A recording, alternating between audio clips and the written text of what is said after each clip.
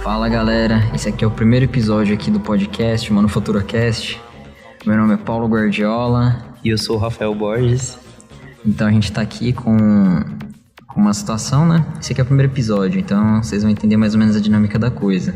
Aqui a gente entra num assunto, muitas das vezes, do cotidiano, e a gente pega algo com manufatura aditiva, impressão 3D, ou também o antigo nome, que é prototipagem rápida, para poder resolver essa situação. E quem que tá trazendo a pergunta hoje é o nosso convidado aqui também e apresentador, Rafael Borges.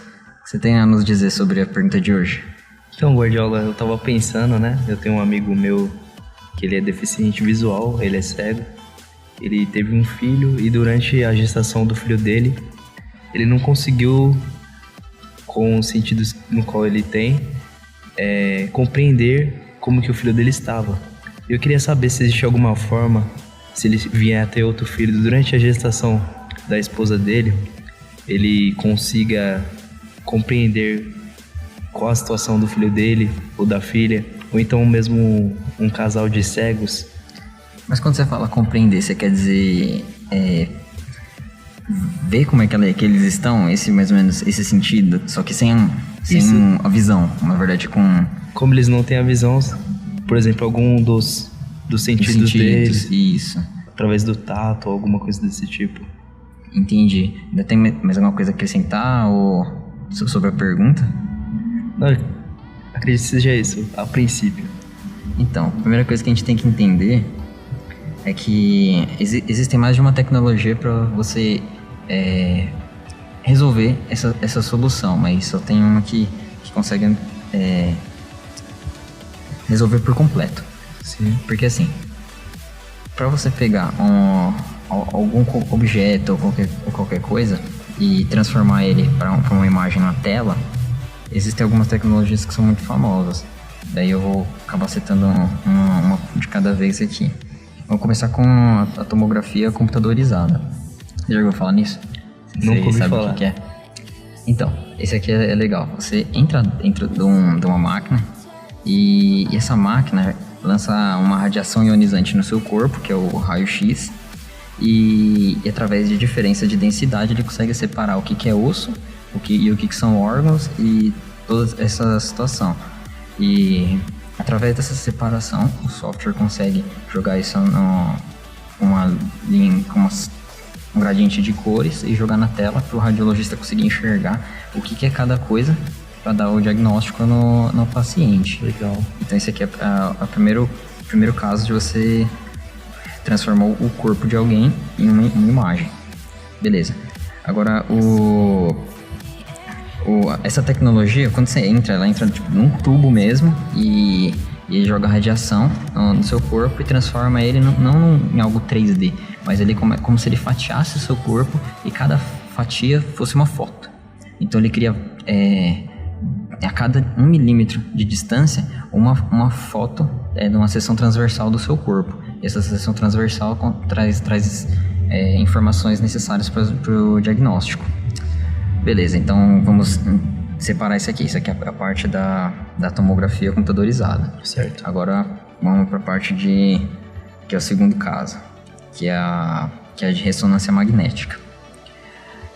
Ela gera algo muito parecido com a tomografia computadorizada, só que com uma tecnologia totalmente diferente. Enquanto a tomografia usa uma radiação ionizante, que é o raio-x, sim, a ressonância magnética, ela usa um campo magnético que joga no seu corpo e através das moléculas de água ele devolve informação para a máquina e a máquina consegue diferenciar o que é osso, o que é órgão, o que é tudo através da água que tem no seu corpo. Tanto que se você for fazer uma ressonância magnética, você nem pode tomar água, você tem que ficar um tempo de jejum de água. Interessante demais. Eu tenho a minha namorada fez uma ressonância esses dias.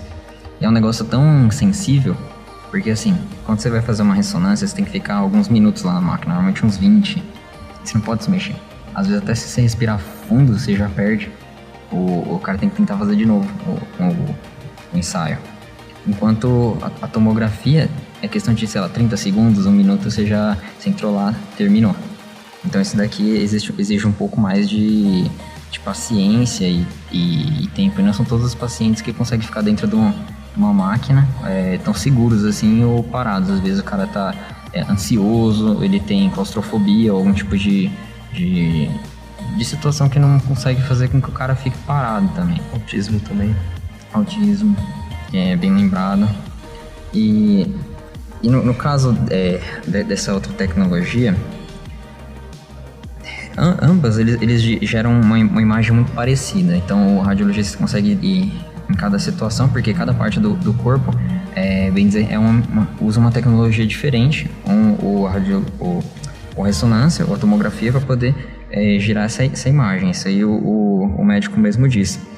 Então, beleza, a gente tem duas tecnologias e elas criam esse tipo de coisa. Como eles criam em fatia as fotos, ainda não é algo 3D. Não é algo que poderia ser resolvido o problema. Primeiro que são imagens, e segundo que não é 3D. Daí teria que usar um programa, porque esse problema já foi resolvido há um tempo atrás. Em 2000, você sabia que existe um instituto brasileiro que cuida dessa tecnologia de manufatura aditiva, impressão 3D aqui em São Paulo? Não sabia. É o CTI, que é o Centro de Tecnologia da Informação Renato Archer. Daí eles tiveram um problema semelhante com isso. Eles chegaram nessa parte, que é até onde eu falei. Eles tinham as imagens, mas eles precisavam de algo 3D. Então o que eles fizeram? Eles entraram em contato com isso foi em 2000, com empresas que fabricam software, que desenvolvem software da Europa, e foram em alguns países e encontraram umas 2 ou 3 soluções que resolviam mais ou menos o problema. Só que traziam outro problema maior, que cada licença custava 40 mil euros. Assim, você colocar isso naquela época, 18 anos atrás, se você colocasse isso em cada máquina de cada hospital brasileiro, é um negócio fora do comum, era impossível, era um investimento que estava muito além do que eles precisavam. Então, como o brasileiro não desiste nunca, aquela coisa, sabe o que eles fizeram? Era uma revolucionada nessa parte aí. Sim. O que você faria nesse caso? Você como engenheiro? Ainda não sei engenheiro não, mas eu tentaria criar uma máquina no mesmo padrão do que eles fazem, só que usando a nossa tecnologia. Então, na verdade não era uma máquina. É que o problema era que assim, eles já tinham o arquivo das fotos, eles precisavam pegar essas fotos e transformar em 3D. Então não precisava de uma máquina, eles precisavam de um software. Podia colocar em qualquer computador, você pegava os arquivos, colocava lá e transformava em 3D. Então é isso que eles precisavam. E não só isso, mas o software precisava conseguir, através de algum ajuste, conseguir separar o que é osso e o que são órgãos, artérias e tudo mais, para poder criar um arquivo tridimensional que seja que ele escolheu. Daí então eles não tinham essa situação. Então o que eles fizeram? Em 2001 eles começaram um projeto. Eles fizeram um software, demorou 2 anos. Daí em 2003 estava pronto. Eles se chamam Invesários. Pra você ter uma ideia, cara, ele é usado em 140 países e ele está distribuído em 14 línguas. Sabe quanto eles cobram pra fazer isso? Quanto? Nada. Olha só.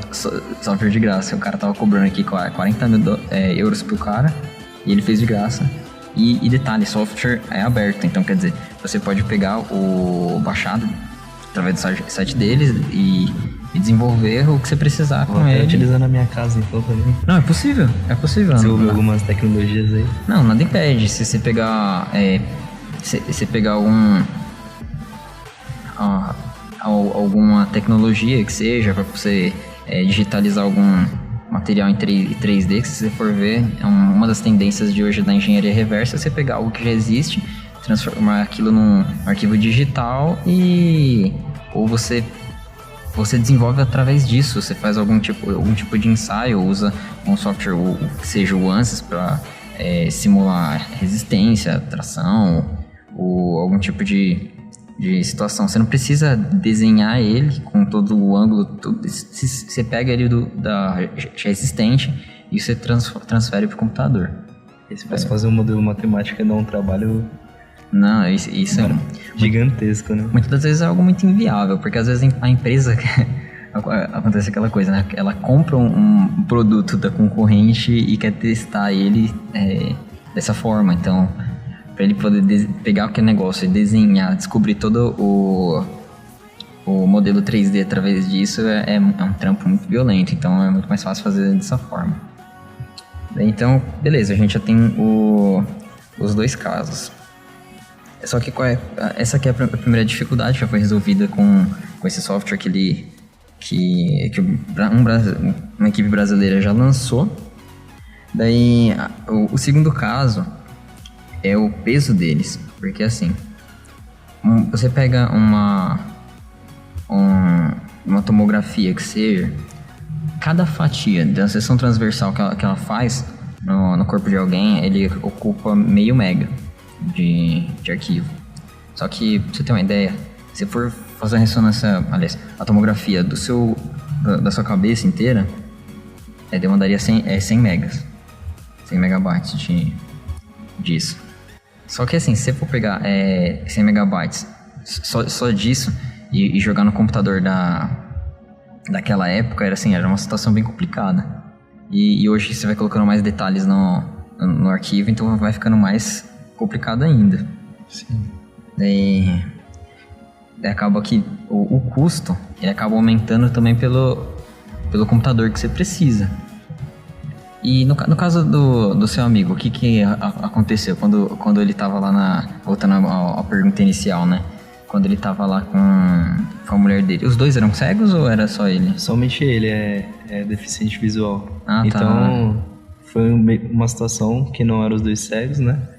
Sim. Porém, ele não teve a experiência de ver, de compreender o filho dele durante a gestação. Ah, entendi. Então, na verdade, não eram os dois. Então, um tinha noção do que estava acontecendo e o outro não, né? Sim. Beleza. Então, daí a gente vai partir, então, para terceiro método de pegar um corpo humano e gerar um arquivo, que é a ultrassonografia.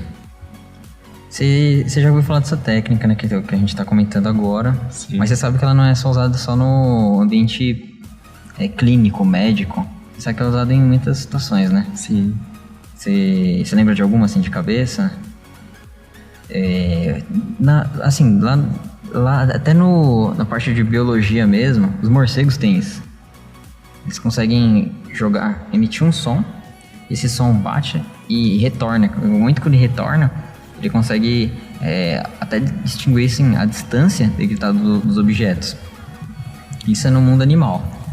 Hoje, se você jogar na internet, você encontra sensores ultrassônicos que a pessoa usa em projetos para jogar com Arduino, para você descobrir a distância de alguma coisa, colocar sensores. Colocam em carros também, sensor de estacionamento, para quando está chegando perto. Isso, exatamente. Sim. E então a parte do ultrassom ele funciona para você descobrir a distância entre o sensor e o objeto.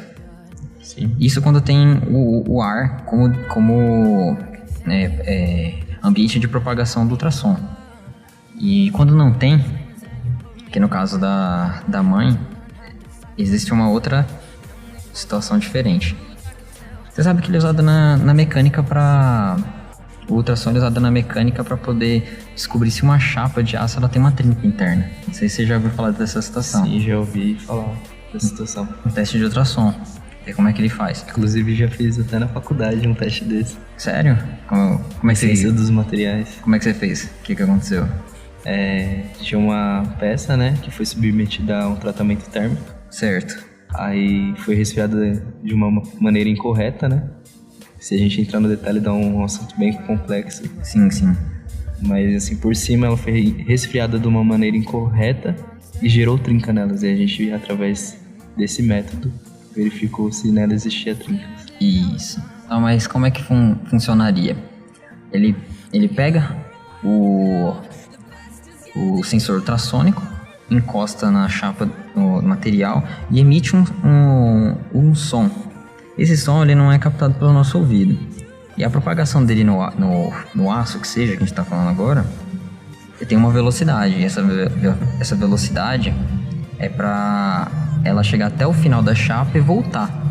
Daí usa um cálculo do tempo que ela gastou para ir voltar, você consegue descobrir a espessura da chapa. Só que se ela tem uma trinca interna, ela vai bater na trinca e vai voltar. Então vai acusar que naquele ponto ela tem uma trinca porque teve, entre aspas, uma mudança súbita de espessura que o sensor detectaria, porque não chega até o final. Daí é a partir desse método que eles descobrem se tem trinca interna. Então, ou seja, através da propagação de um material você ainda consegue enxergar o que tem dentro dele. E partindo desse princípio, eles usam o ultrassom na parte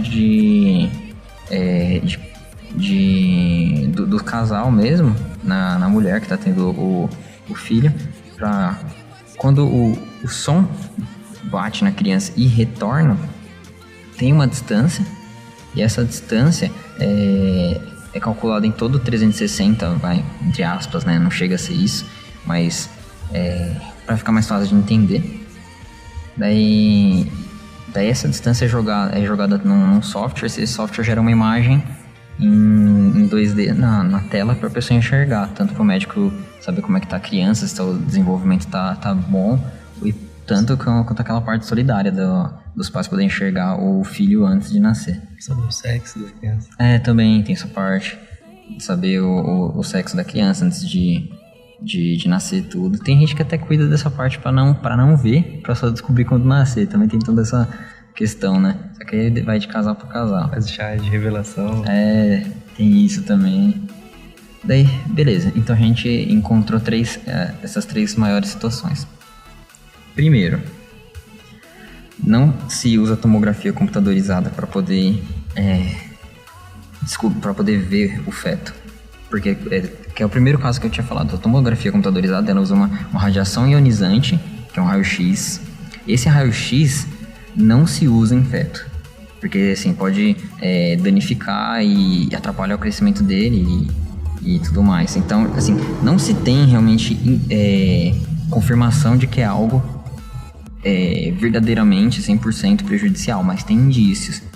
E ninguém confia em, né? Não faz sentido. Na parte médica você tem 100% de certeza. Melhor parte por seguro, né? Realmente. Então essa aqui a galera não usa. Então, agora a ressonância magnética, que usa o campo magnético, também parte do princípio. É menos do que o raio-x, porque o raio-x ainda tem lugares que dizem que ainda pode causar câncer. Então o campo magnético ainda é menor o risco de qualquer problema, mas assim, ainda traz risco. E o ultrassom tem algo legal, é só o som mesmo, então quer dizer, não traz risco nenhum, é algo bem natural, então ele é usado. Porque na verdade o ultrassom, entre os 3, ele é o pior, porque ele não consegue ser tão preciso em muita coisa, ele não, quando eu digo em precisão, você não consegue separar osso de tecido e tal, não é um negócio tão bom, sabe? Tanto que se fosse tão bom assim, eu usaria os 3 causariam o mesmo, quase bem parecidos, o mesmo tipo de imagem para a tela. Então, então ele não se compara com os outros 2, mas eles são usados em outra situação. Beleza, então já escolhemos o tipo de tecnologia para gerar a imagem que chega até a mãe. Só que essa mãe é a pessoa que vê, isso que é a situação. No caso dele, não ajudou muito. Beleza. Agora, então, com esse software, agora vamos voltar para a história do Invisaris. CTI criou um software, e esse software consegue pegar essa imagem, que seja ou da ressonância magnética, tomografia, ou ultrassonografia mesmo, e transformar ela num arquivo em 3D. Esse arquivo em 3D pode ser editado em algum software, de alguma coisa, de CAD, que seja. E daí você transforma, você converte para uma situação de malhas que toda impressora 3D, impressora de manufatura aditiva, consegue enxergar. Isso. Consegue entender e gerar algum arquivo sólido através disso. Por exemplo, essa malha, eles chamam de o arquivo de STL, que é estereolitografia. Que tem dois tipos, né? Tem estereolitografia como arquivo e tem como tecnologia de impressão. Só que eu não vou entrar nesse assunto, vou deixar isso para um próximo episódio. Daí é que eles chamam de arquivo STL. Você tem uma ideia mais ou menos como é que é? Imagina uma bexiga branca. Daí você faz os pontinhos pretos nela, assim, sabe como se fosse um dálmata, só que bem mais, um monte. E você ligasse um com o outro e com arame, sabe? Daí você fizesse uma malha mesmo, assim, envolvesse ele com arame. Isso é uma bexiga. Daí você estoura. Daí só fica só o arame, né? A malha. E é isso que ele faz. Daí eles usam, essas malhas são todas em triângulo, que é uma regra pro arquivo STL. Daí ele consegue identificar, através de alguma linguagem, o que é furo. Porque assim, esse triângulo, ele pode ser, dependendo da maneira que o vetor é colocado, ele pode falar que ali é um furo ou é o interno ou externo. Então ele consegue dizer que aquela malha inteira, que é a bexiga, imagina que é uma esfera, que ou ela é um oco ou ela é um sólido, ao contrário do outro. Daí beleza, então tem arquivos que você consegue fazer isso, consegue até inverter. Daí beleza, então você tem esse arquivo de malhas, e a partir dele você joga na impressora e ela resolve o problema. Então tudo bem, imagina, você já tem um feto, já em 3D mesmo, você criou a malha com um software, daí você consegue colocar isso imprimir com uma impressora na mesa do escritório. Isso é muito bom. Sabe qual é a parte mais incrível? Isso que a gente consegue enxergar isso, né? Eu tô vendo ali em 3D todo o feto. Beleza. Só que agora o cego consegue tocar. Ele consegue sentir. Ele consegue saber. Ele olha e fala assim, nossa, tá aqui meu filho, tá ligado? Isso aqui é incrível. Isso aqui é uma dos usos dessa tecnologia de manufatura aditiva que tem entrado nos dias de hoje. Olha só. Isso é incrível, mano. Vou passar pra ele. Talvez ele tenha interesse em fazer no próximo filho que pode ser logo que venha, né? É verdade. E não só ele, mas também aquelas pessoas que nós conhecemos, né? Compartilhar essa informação com eles. E ao seu ver, você acha que isso é algo de rico? Eu não faço ideia na questão do custo.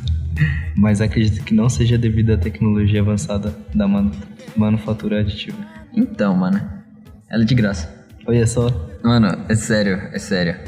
De graça? De graça, mano. Não, mentira. Não, é sério. O CTI, ele trabalha com isso, cara. Daí ele consegue... Ele faz isso pra você. Você tem que... Lógico que você entra numa fila, que também não é muito grande, né? Que nem todo mundo tem conhecimento de que é capaz... pode-se fazer isso e também correr atrás de uma situação dessa. Mas... Daí você entra em contato com eles, marca isso daí eles fazem o ultrassom e imprime pra você, totalmente gratuito. E assim, a tecnologia realmente tem trazido uma acessibilidade bem grande, assim, uma tecnologia assistiva pra galera que precisa. E também tem uma coisa interessante. Esse negócio de tecnologia assistiva não é só pra quem é cego, pra quem é cadeirante, pra quem tem algum tipo de problema. Um óculos é uma tecnologia assistiva. Qualquer coisa que você usa que melhora algo intrínseco de você é uma tecnologia assistiva. Então não é pra separar, falar, não, isso aqui é coisa de quem tem alguma deficiência. Não, para. Então a gente vamos parar de separar isso daqui e vamos começar a enxergar as pessoas como pessoas mesmo, e não como pessoas com menor valor ou inferiores. Todo mundo é gente, todo mundo merece ter o mesmo sentimento, no caso desse daqui, de realmente ver o filho. E você tem mais algo a declarar, cara? Acho muito legal, né? Todo esse avanço tecnológico. E tenho certeza que meu amigo vai ficar muito feliz com essa notícia. que ele também trabalha numa empresa que tem mais pessoas deficiente visual, e tenho certeza que eles têm suas famílias e sonham em ter seus filhos, e com isso eles vão conseguir alcançar uma coisa que antes eles não podiam. Que da hora, mano.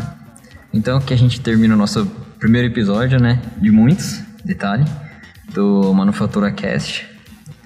E você que gostou desse primeiro episódio aqui, que na verdade realmente é um teste, é um piloto do que vai se formar.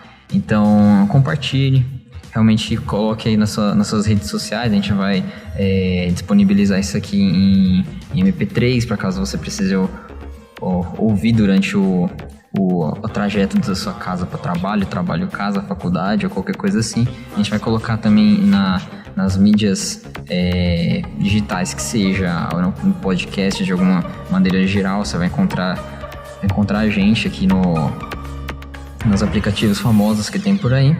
E a gente se vê no próximo episódio. Manufatura Cast. Show!